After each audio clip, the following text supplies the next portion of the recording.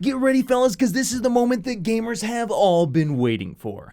Let's talk about it. Before that, this video is brought to you by DataCamp. DataCamp is an online learning platform that makes it easy to learn data skills with its interactive courses and hands-on exercises that teach you the fundamentals, and data visualization to coding courses in Python, R, and SQL, which are great for people of all skill levels. Personally, my favorite course is the Python course because it's easy to jump into and learn for first-time coders. And best of all, no software is required to access their 350 plus courses designed by top experts currently working in the field. And they even have a free assessment that gives you personalized learning recommendations to help you grow. So if you're interested in advancing your professional career and building new skills, be sure to click the link in the description below and check out the first chapter of any course for free. Alright, so some new information about some upcoming AMD GPUs was just posted online over on the website videocards.com, which, by the way, I will have links to all my sources in the description below as always. But I think this is really exciting for what it says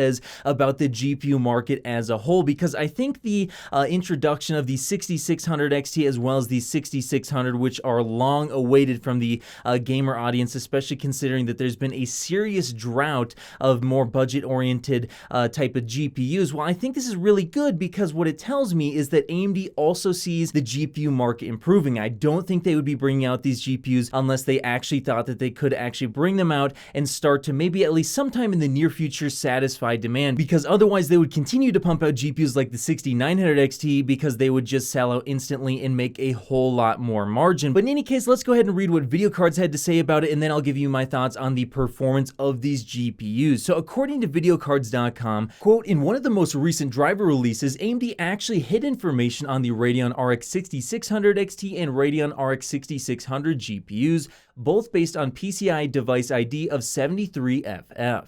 This was discovered by a prominent leaker at Komachi_Ensaka. The device ID happens to correspond to Navi 23 GPU, which is already being used in a mobile Radeon RX 6600M. In other words, both desktop GPUs are confirmed to feature Navi 23 GPUs. But more importantly, this leak would also suggest that both GPUs would probably launch at a similar time, which is also good news. So yeah, at least in my opinion, this is really great news for gamers, because if we take a look at the cheapest new GPU available, the RTX 3060, it's still pretty expensive. It comes in at $330 for its MSRP if you can get it for that. I think in the near future you probably will be able to get it for that as the Ethereum prices continue to drop, as well as the actual mining profitability, and a lot of miners are starting to post their GPUs online, leading to lower and lower prices. So I think eventually, yeah, you probably will be able to get these GPUs for their MSRP. But again, the 3060, it's still kind of expensive, and for the amount of performance that you get, it's just really not all that exciting. So I think the 6600 XT especially is going to fit in quite nicely,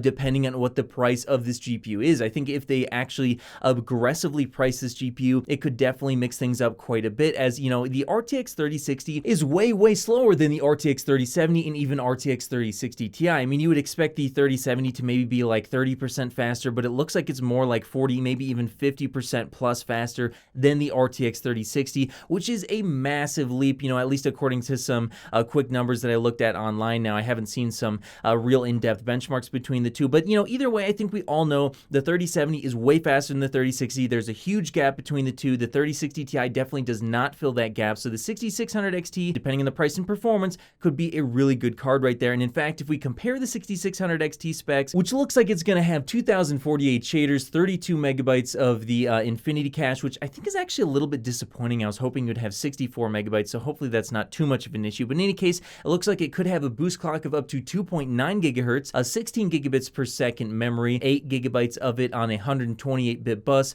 giving you 256 gigabytes per second of memory bandwidth, and then the power draw looks like it's going to be somewhere between 100 to 130 watts. So if we compare the theoretical performance of this GPU versus, say, like an RX 6700 XT, which is pretty comparable to a 3070, well, the 6700 XT would likely be somewhere around 25% faster in theory. However, in reality, it's probably going to be at best 20% faster than the 6600 XT. So really, yeah, the 6600 XT is going to fit in very nicely between the 3060 and the 3070, giving gamers another option. So hopefully they just come in with a good price on that one. And then we have the further cut down 6600, which actually has 1792 shaders, the same 32 megabytes of Infinity Cache, 16 gigabits per second of memory running on a 128-bit bus for a total memory bandwidth of 256 gigabytes per second, much like the 6600 XT, except for this time it looks like there could be both a 8 gigabyte as well as 4 gigabyte variant. So hopefully there is a really cheap 4 gigabyte variant, because again, I think this could be a really good competitor to the RTX 3060. I think you get more performance, and if you get like a cheaper 4 gigabyte option for those people who are on a really tight budget, I think this could be a really awesome option for gamers. And again, it's not just the actual price and performance that gets me excited about these GPUs, but on top of that, it's kind of what it says about the whole GPU industry. Like I mentioned earlier,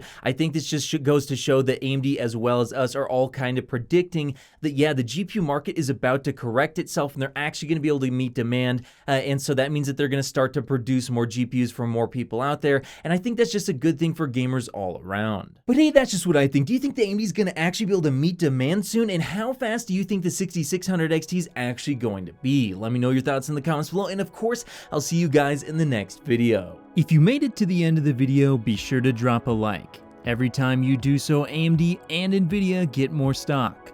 Also, if you want to see more, click here. You won't be disappointed.